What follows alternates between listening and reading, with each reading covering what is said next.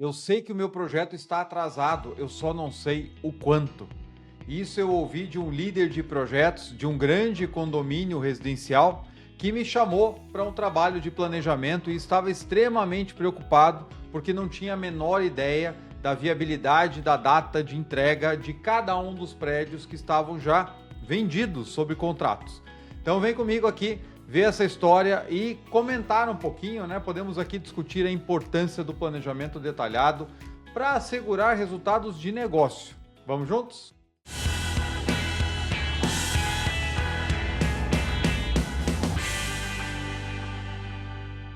Olá, amigos do Capital Projects Podcast. Eu sou o André Schuma e estou aqui para mais uma conversa aberta sobre os desafios da gestão de projetos de capital. Essa história se passou há muitos anos, mas é algo que eu não esqueci dentro da minha carreira e mostra para a gente como é importante nós definirmos bem os passos que o projeto vai passar, fazermos um planejamento robusto, detalhado, que nos dê segurança para que a gente possa assumir compromissos. Nesse caso, um projeto residencial de grande porte aqui em Curitiba, onde eu fui chamado por um líder de projetos que tinha acabado de assumir a obra. Então, o que acontece? Toca o meu telefone e o engenheiro do outro lado lá se identifica, olha, eu sou fulano, trabalho na empresa tal, me indicaram aqui o seu nome, me passaram o seu número, eu preciso de um trabalho de planejamento, um serviço de planejamento. E naquela época eu fazia planejamento e controle para algumas empresas. E chegando lá, então marquei uma data e horário para encontrar com esse engenheiro. Cheguei lá, era um grande condomínio residencial aqui em Curitiba, em uma área nobre, aonde a empresa estava construindo 3 torres no mesmo terreno, né? Escalonadas ali, com prazos de entrega diferentes. E aí, ao sentar com ele no escritório, ele comentou comigo que ele tinha vindo de outro estado para assumir aquela obra. A obra estava muito atrasada. O engenheiro anterior, que era o responsável pelo projeto, havia sido demitido por conta do atraso da obra, e agora a construtora estava tentando entender o tamanho do problema que ela tinha em mãos. Olha só, ele chegou para mim, né? A gente conversou um pouco dentro do escritório, saímos depois. Na parte de fora era possível ver os 3 prédios ali em execução. Um estava bem cru ainda, um estava ali pela metade dos acabamentos e o terceiro estava no meio do caminho. E esse que estava na metade dos acabamentos, eu acho que a gente conversou, devia ser ali o mês de abril mais ou menos. Ele virou para mim e falou assim: tá vendo esse prédio aqui? O prazo de entrega dele é setembro. A gente não consegue entregar em setembro de jeito nenhum. Mas, mesmo que eu use as cláusulas contratuais que me dão ali aquela folga de 6 meses de atraso para a data de entrega, alegando questões de força maior, de clima, etc., eu não consigo entregar com 6 meses de atraso. O problema é, a obra toda está atrasada, mas eu não sei o quanto. Veja esse outro prédio aqui, que era o do lado, que era o que estava no meio do caminho. A data de entrega dele é para dezembro. Ele vai ficar muito para depois. E aquele outro lá está para, acho que abril do próximo ano, não tem a menor condição da gente entregar. Veja bem, eu preciso, disse ele, passar uma estimativa para a construtora, para a incorporadora, do quanto nós vamos incorrer de multa pelo atraso em cada um dos prédios, porque isso aqui já está praticamente tudo vendido. E a partir da hora que eu não entregar dentro dos 6 meses, eu fico sofrendo o risco dos proprietários entrarem com ações contra a construtora, cobrando ali um valor de aluguel que eles precisam pagar fora, porque o prédio não está pronto. E eu não tenho a menor ideia de quando esses prédios vão ser entregues.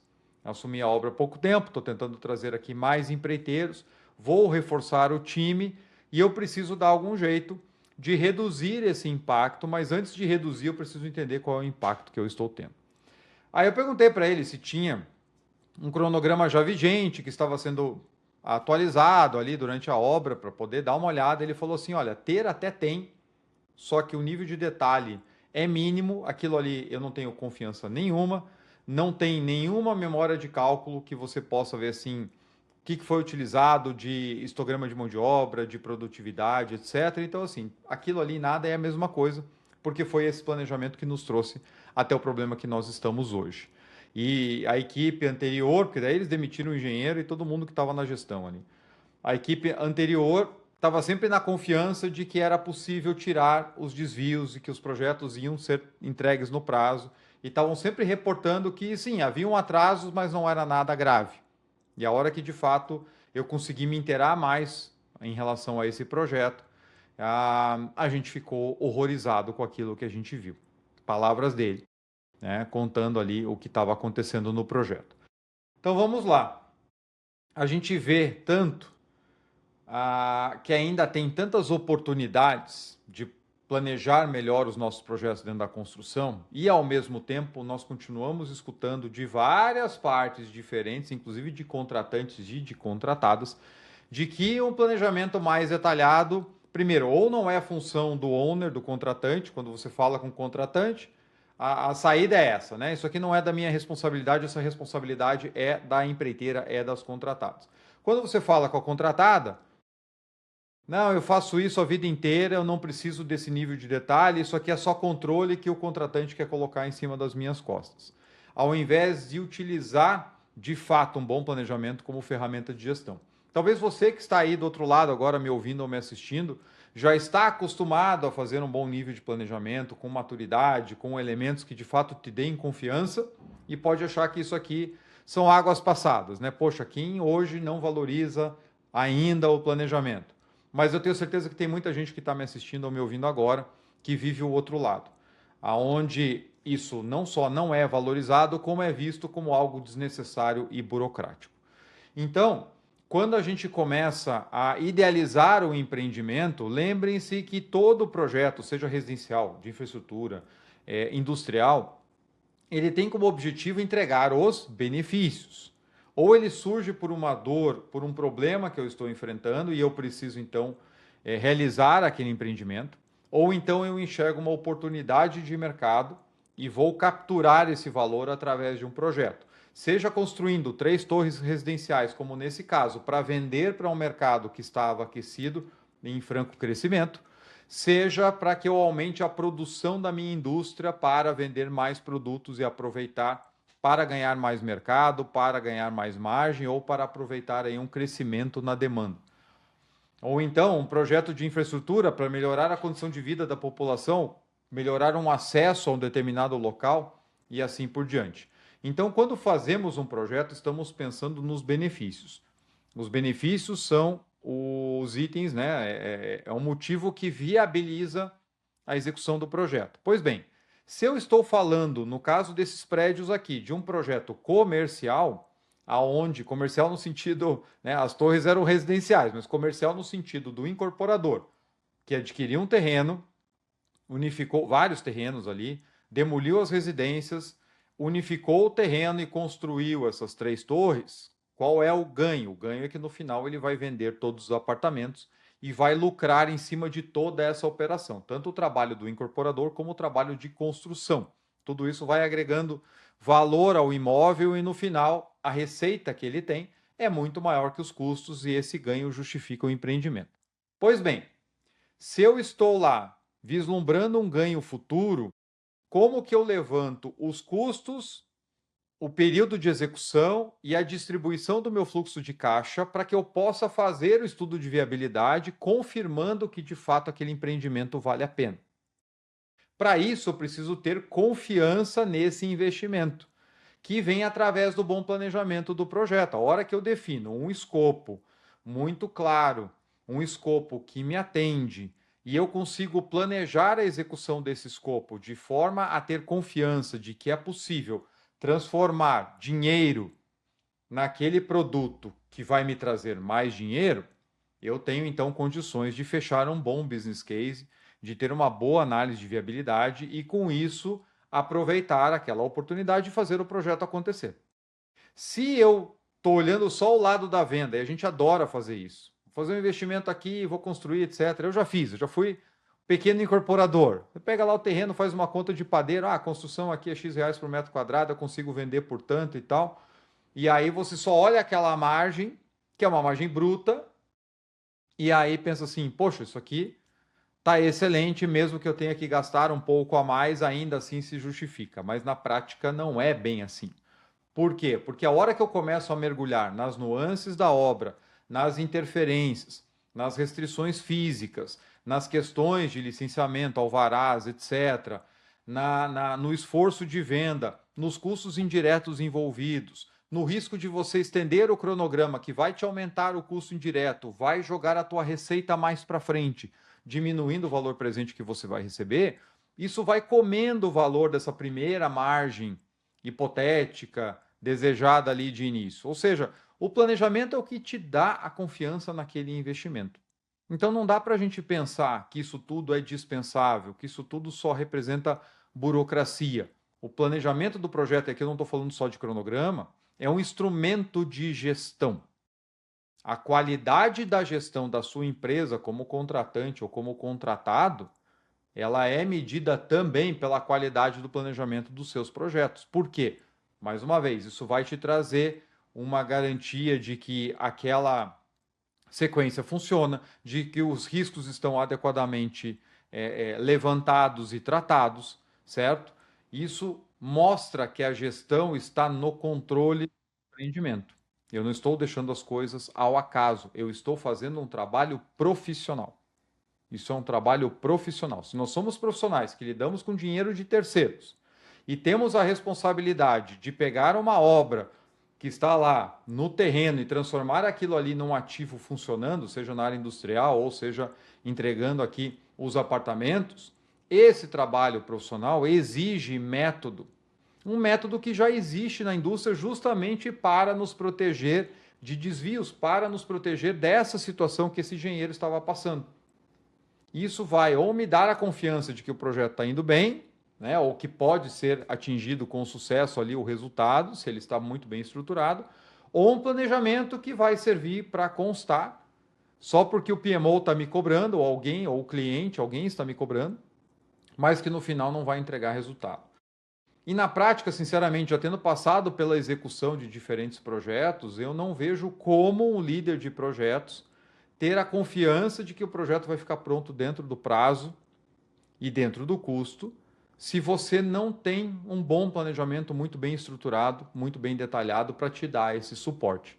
Então, já passei por diversas situações na minha carreira, nos meus projetos, aonde você está ali no dia a dia lidando com os desvios que vão acontecer, e eles vão acontecer, enxergando qual que é o impacto de cada um desses desvios no teu resultado final, no teu caminho crítico, para que você possa tomar as ações corretivas a tempo para que o projeto volte para os trilhos, se é que isso é possível. E se foi algum impacto que vai realmente carregar o caminho crítico mais para frente e que você não tem mais aonde tirar, qual que é o tamanho desse impacto lá na frente, para que eu já antecipe essas questões, já comunique quem precisa e tente em outras frentes balancear isso um pouco. Então, se de repente uma determinada entrega vai ficar atrasada, tem alguma parte do projeto que eu consigo entregar antes? Tem alguma questão, se o estouro é de orçamento, tem algum outro pacote que eu consiga economizar para tentar dar uma contrabalanceada nesse impacto que vai acontecer? Mas tudo isso é feito em cima de dados.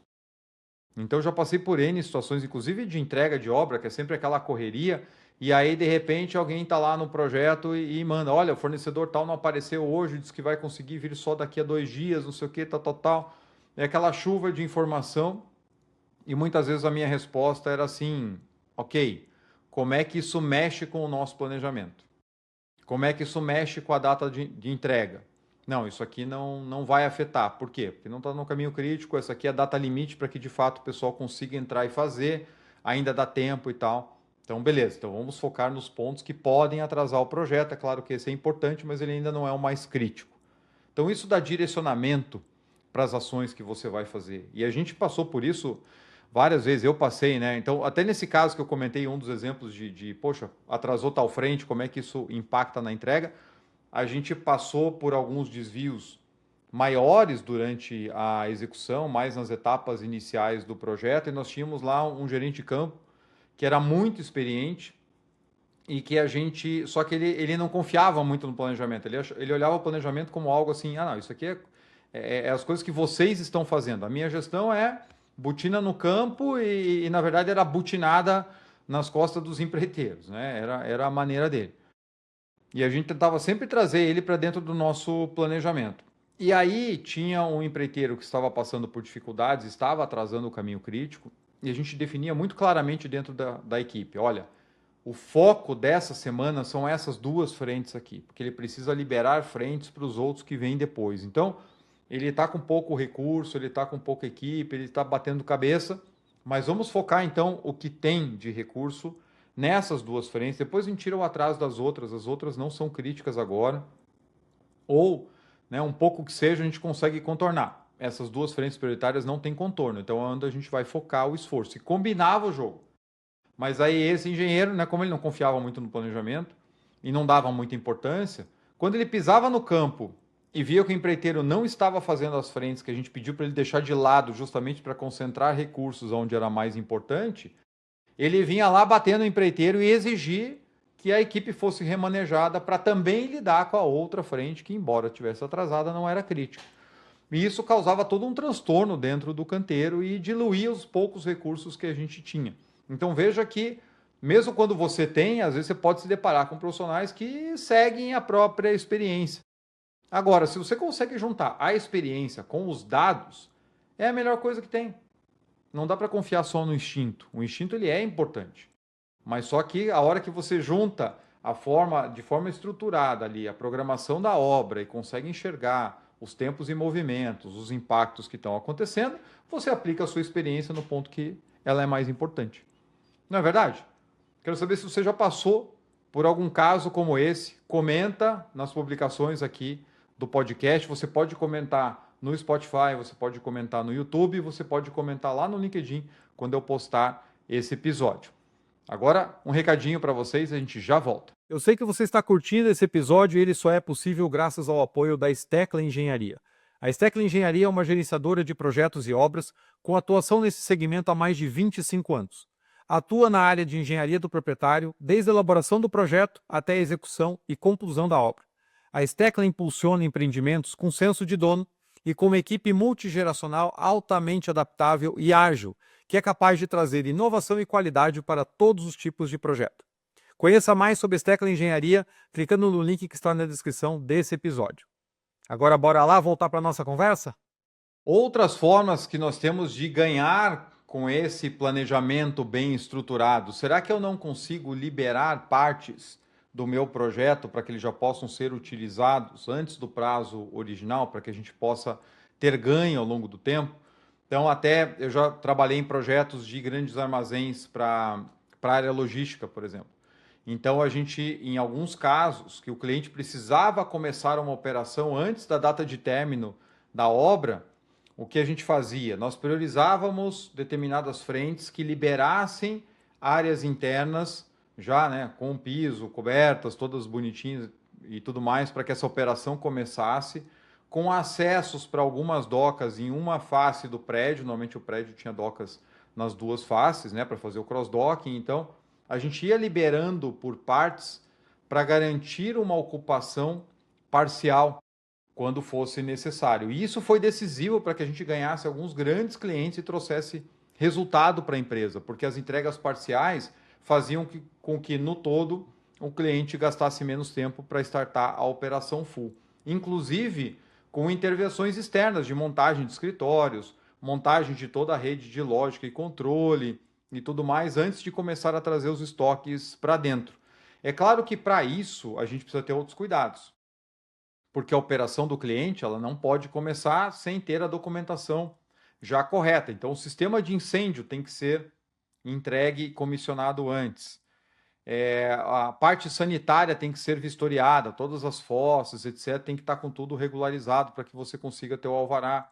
Da mesma forma, a subestação já tem que estar comissionada, entregando energia para que você consiga fazer isso, os alarmes também e tudo mais. Então, todos os cuidados que vêm amarrados ali para que o cliente comece a startar a operação dele, mesmo que de maneira parcial.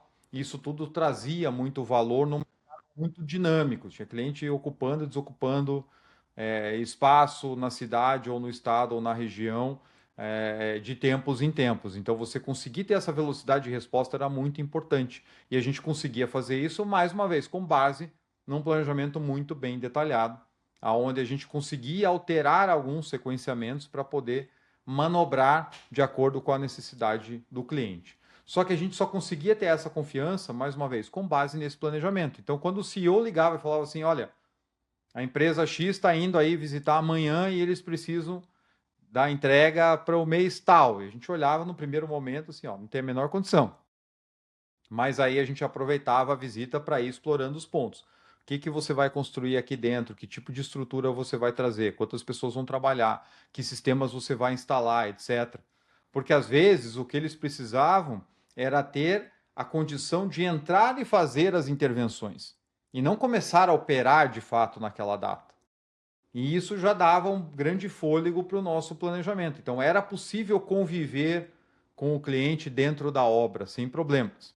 E aí entregar a obra em conjunto lá no final. Então, quando ele está terminando as intervenções dele, a gente também está terminando a nossa parte e nós conseguimos todos os alvarás, etc., ele começa a operação.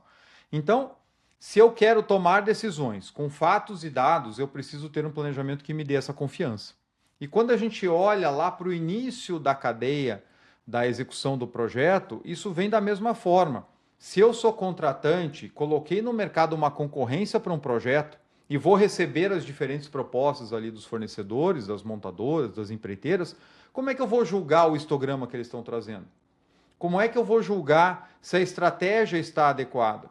Como que eu vou entender a estrutura de custos de cada proponente? O que ele está, né, onde é que ele está ganhando, onde é que ele está perdendo, de acordo com a característica de cada empresa e de acordo com a estratégia que ele está colocando ali.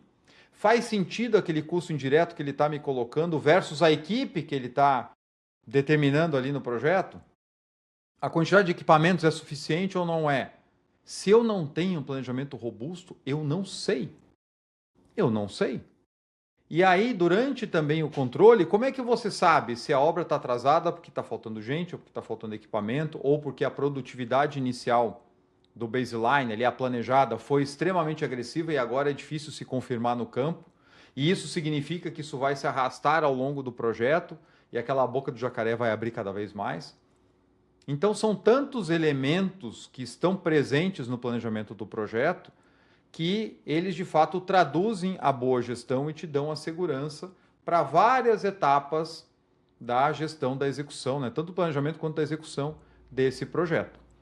Se você não tem informação, você não tem nem como se defender de um pleito, de um pedido de mudança, certo? Ou se você precisa notificar uma empreiteira, uma montadora que está com mau desempenho, como é que você prova que esse desempenho está errado, está ruim, se o desvio não for gigantesco, muito evidente, muito claro, né? E uma vez tive também num projeto nosso, uma empresa de civil que estava mal, estava atrasada, era comecinho de trabalho ainda, era final do ano, e aí o pessoal com 3 ou 4 dias de antecedência mandou uma correspondência avisando que eles iam entrar em férias coletivas. E ponto. Né? E dizendo assim que eles não tinham muitas frentes abertas e que esse era um período, né, de já programado de férias para a equipe, que eles nunca falaram para nós na documentação de contratação nem nada, e mandaram a carta lá e fecharam o escritório e foram embora. A gente juntou N evidências, né? Bem passo a passo, o que foi contratado, o que estava sendo feito, quais eram os pontos mais atrasados, quais eram as principais falhas de gestão. A gente apontava para eles, né? Tinha um caso, por exemplo, a gente estava lidando num terreno que tinha a cota do lençol freático era muito alta, estava quase aflorando. E aí eles iam fazer os blocos de fundação. Abriam os blocos, escavavam, chegavam no dia seguinte, o bloco estava cheio de água. Eles tinham que começar a montar a forma e armadura, estava cheio de água. Aí vinham lá 2 funcionários com 1 ou 2 bombas, colocava a bomba, né, dentro do buraco do bloco, mas tinham N. Eles tinham lá 5, 6, 7 abertos já com estaca arrasada, etc. E aí tinha 1 ou 2 bombas. Aí colocavam lá a bomba para esgotar e ficavam lá parados esperando. E aí todo mundo ficava parado esperando. Os carpinteiros, os armadores, né? Todo mundo parado esperando. Aí quando chegava perto da hora do almoço, já dava para entrar no buraco. Quer dizer, já, né? Perdeu a manhã inteira fazendo esgotamento. E aí o pessoal vinha lá, começava a montar as armaduras primeiro, né? E aí eu começava a montar as armaduras, etc e tal. Dava 4:30 da tarde, a galera já desmobilizava, entrava no ônibus e ia embora. Quando chegava no dia seguinte, o que tinha acontecido? O buraco estava cheio de água. E aí vinha de novo, os 2 funcionários, botava a bombinha, ficava todo mundo lá esperando. Quando chegava na hora do almoço, dava para entrar de novo no buraco, o pessoal entrava, continuava a montagem, e isso passava a semana inteira. E aí a gente mesmo chegava para a empreiteira. Primeiro, você tem que ter mais equipamento, você tem que ter mais pessoal. Segundo, por que essa turma que vai fazer o esgotamento faz o seguinte, então contrata, a mão de obra vinha de outra cidade, e eles eram muito tradicionalistas, assim, tradicionais, assim, né? Não, nossa equipe é aqui, a equipe que a gente sempre tem, a cidade dava ali 1 hora de viagem, então botava todo mundo no ônibus, vinha todo mundo junto e tal. Então a gente chegava assim, gente, faz o mínimo, contrata 2, 4, 6 serventes aqui da região, e esse pessoal chega aqui 2 horas mais cedo e já começa a esgotar, e pronto. Né? Se for esse o caso, olha que coisa simples, olha a quantidade de dinheiro que você está perdendo por ineficiência, etc.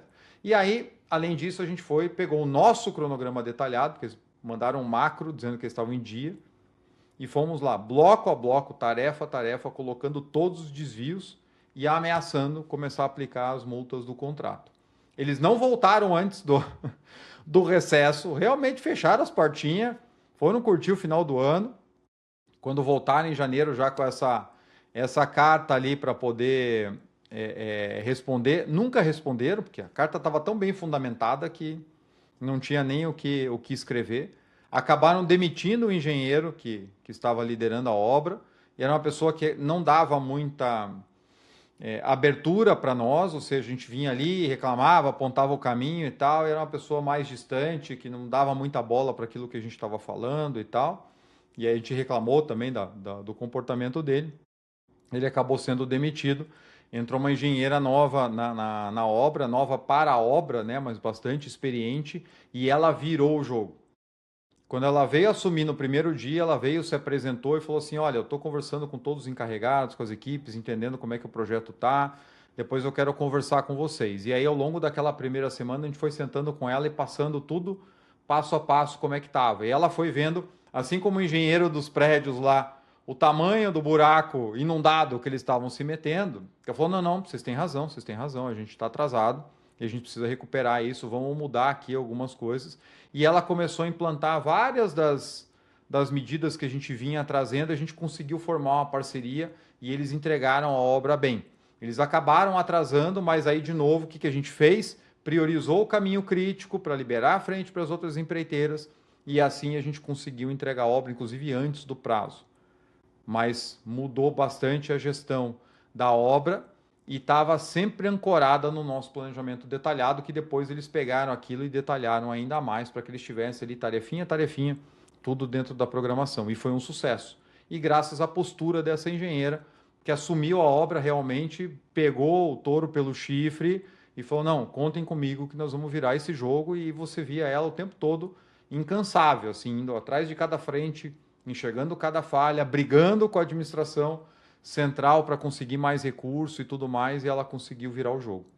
Então, quando a gente pega, olha só, a experiência do nosso time, do time da contratada, junto com esses elementos que mostram para a gente de fato o comportamento da obra, como é que ele está hoje, como é que ele vai estar na semana que vem, como é que ele vai estar no próximo mês, você tem o melhor cenário para tomada de decisão. Você não está no escuro, mesmo quando o negócio parece não estar funcionando, mesmo quando a obra está sofrendo desvios, mesmo quando a produtividade está mais baixa. Então, de fato, eu não consigo entender como é que nós ainda vivemos e convivemos com tantas e tantas obras com planejamento que não te dá esse nível de confiança, que não te dá esse nível de visibilidade. E o pior do que não ter, é você escutar que isso é dispensável. É você escutar que isso é burocracia, quando a gente está falando de boa gestão. Então, queria trazer esse recado aqui, contar esse caos dentro do Capital Projects Podcast, nosso episódio 223. O nosso canal completou 5 anos, ainda não deu tempo de fazer o episódio especial de aniversário, mas ele vai sair, tá certo? Faltou fazer um fel, né? Não, na verdade minha rotina não está permitindo, mas em breve a gente vai ter aí um episódio de 5 anos do canal. E eu quero aproveitar esse marco também para pedir a você, que é ouvinte assíduo aqui do nosso canal, que contribua também para que a gente possa continuar no ar. Nós temos uma campanha no Catarse, desde que o projeto começou. Eu deixo o link na descrição de todos os episódios. Você se inscreve lá, temos planos a partir de R$ 5,00 por mês, onde você contribui para que esse programa fique no ar. Então, se ele agrega para você de alguma forma, se ele traz insights valiosos, se ele te ajuda a passar esse discurso adiante para o seu gerente, para o seu cliente, para a sua equipe, considere apoiar o nosso canal aí a partir de R$ 5,00 por mês, porque você ajuda a manter o nosso Capital Projects Podcast no ar. Quero agradecer também a Steckler Engenharia, parceira aqui do nosso canal, que também ajuda a manter o nosso canal funcionando, trazendo esse conteúdo para vocês.